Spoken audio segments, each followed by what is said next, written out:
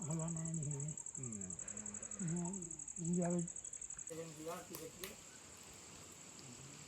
ඉන්දියාවේ ඉතින් ප්‍රශ්න නෑ තමයි ඔගානි දානකොට ඉන්නේ මොකෙලා මේ වැඩි අපිට මේක ආධාර ඉතිලා දෙනවා නම් තාම වැඩක් කිසිදු කාරණා අමෙන්සා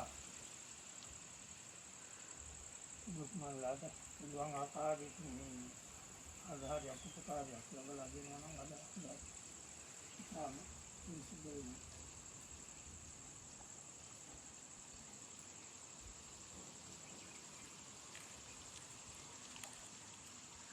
අන්සලේටි නම් විදුභාවයේ වෙන විහාරස්ථානයේ ගාන දෙවන පැතිස්සන දුර කාලේ පරිදගෙන යන ස්ථානයක්.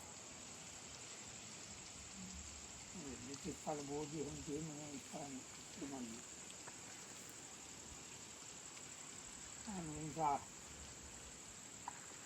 ආරම්භ කළාද දැන් මට බැරි ගහලා තියෙනවා. අපි දැන් වයසක් ඒක පැහැදිලි ගිහින් අතහරකම් කියන තව ටිකක්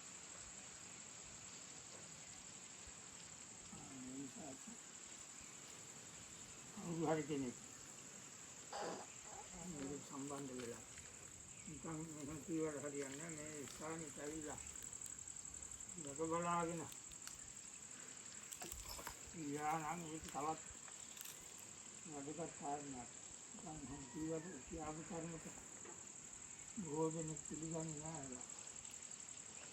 එයා බලලා මොනවා නම් තමයි වඩා හොඳ.